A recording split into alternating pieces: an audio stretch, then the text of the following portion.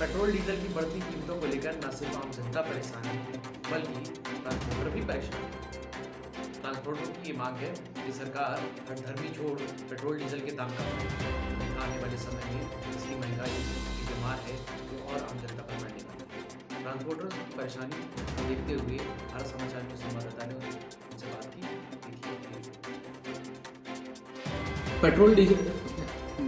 Petrol diesel के दाम जो है लगातार बढ़ रहे हैं।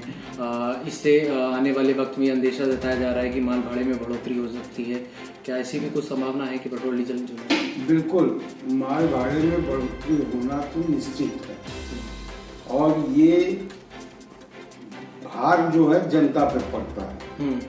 हम लोग ट्रांसपोर्टर सर्विस प्रोवाइडर हैं।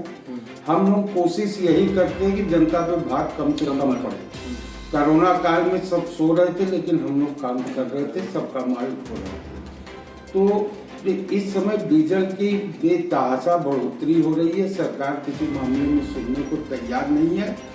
अगर ये बढ़ोतरी ऐसे बढ़ती रहेगी तो आगे आने वाले समय में महंगाई चरम सीमा पे होगी और हम लोगों को भाड़े में वृद्धि करनी ही पड़ेगी।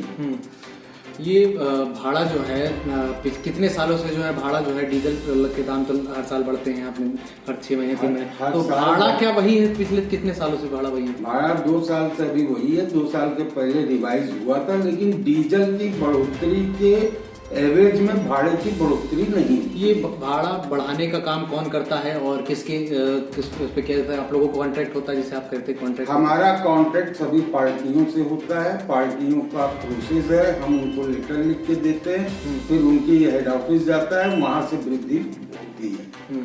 तो वो परसेंटेजों में होती है जो कि नॉर्मल होता है। ये भाड़ा न बढ़ने से आप लोगों को नुकसान हो रहा है? भाड़ा न बढ़ने से हमारे खर्चे बढ़ रहे हैं, नुकसान तो हो ही रहा है। पहले जो आमदनी होती थी उससे अब फर्क घटती जा रही है, आमदनी तो बहुत घट रही है।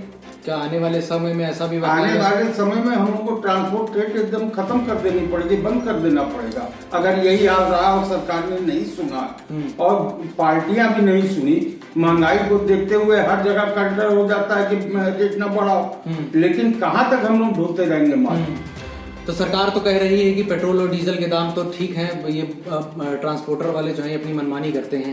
अरे जैसे सरकार करती है ठीक है। स्टेट गवर्नमेंट 1 लीटर पे 55 रुपया टैक्स लेती है। अगर स्टेट गवर्नमेंट ही सब स्टेट की सुधर जाए तो हमारा पेट्रोल डीजल सस्ता हो जाएगा और सस्ता होगा तो हर चीज सस्ती हो जाएगी। पेट्रोल डीजल पे हर चीज आधारित है। आप सब्जी तक धोते हो तो पेट्रोल डीजल की गाड़ी पे धोते हो। जीएसटी में लाना चाहिए पेट्रोल डीजल को दायरे में? बिल्कुल, जीएसटी में ले आएंगे तो सब समानता हो जाएगी। तो ये जो अभी सरकार कह रही है कि जिस तरीके से महंगाई जो अभी पेट्रोल डीजल जो 2-4 रुपए बढ़े हैं इससे कोई फर्क नहीं आया है, लेकिन आम जनता ये लगातार ये कह रही है कि उसकी जेब जो है ढीली हुई है। बहुत फर्क आया है। ये सरकार कह रही है, सरकार अपने एसी चेंबर में बैठ के जो चाहे वो बोल दे। अगर रोड पे देखे तो जनता के बाहर पड़ रहा है, हर चीज महंगी हो रही है।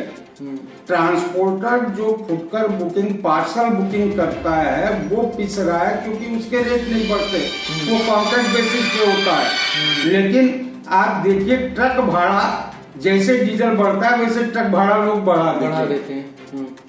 तो पिसता तो ट्रांसपोर्टर जो पार्सल बुकिंग का काम करता है और आपका 60% पार्सल बुकिंग होती है। तो इसलिए ट्रांसपोर्टर तो पिस ही रहा है और जनता के ऊपर भार पड़ रहा है इसका। तो ये सरकार जो थी पेट्रोल डीजल के दामों में जब विपक्ष में होती थी, प्रदर्शन करती थी, अब जब सत्ता पक्ष में है तो कह रही है कि पेट्रोल डीजल के दाम को जो है विपक्ष जो है मुद्दा बना रहा है। इस बात से कितना सहमत? केवल सरकार की हठधर्मी है। इस समय सरकार किसी की बात सुनने को तैयार नहीं है। जो मन में आता है वही करती है। आप चिल्लाते रहिए, आपका कोई सुनवाई नहीं। तो इस सरकार में कोई ट्रांसपोर्टर की कोई सुनवाई नहीं है? कोई सुनवाई नहीं है, किसी भी तरीके से सुनवाई नहीं है। जिस तरीके से पेट्रोल डीजल के दाम बढ़ रहे हैं उससे आने वाले समय में क्या मंत्री से मुलाकात करेंगे इस संबंध में? बिल्कुल होगी और हमारा जो मदर बॉडी है all India motor transport Congress, वो बराबर मंत्रियों से बातचीत कर भी रही है। 14 दिन का अल्टीमेटम दिया गया है। 14 दिन में अगर वो नहीं सुनते हैं तो उसके बाद निश्चितकालीन हड़ताल होगी। तो इससे तो फर्क पड़ेगा। जब सामान की आवक नहीं होगी तो महंगाई और बढ़ेगी। तब सरकार सुनेगी।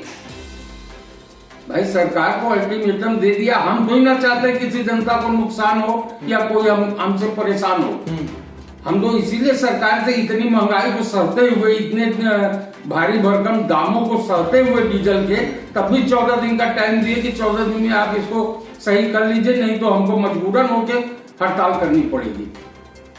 तो सरकार तो और ट्रांसपोर्ट का चक्का जाम होते ही आपकी, आप समझ लीजिए पूरी इंडस्ट्री तबाह हो जाएगी पूरी पे। अच्छा, एक बात ये है, जिस तरीके से किसानों का भी बीच में प्रदर्शन चला तो देखा कि सरकार बैकफुट पर नहीं आई और तमाम किसानों ने जद्दोजहद की, प्रदर्शन किया, तमाम तरीके से सरकार को झुकाने की कोशिश की। लेकिन आप लोगों को क्या लगता है कि आप लोगों के जो प्रदर्शन होगा या चक्का जाम होगा, इससे सरकार झुकने वाली है? नहीं, इससे निश्चित झुके, क्योंकि पूरी इंडस्ट्री बंद है ना।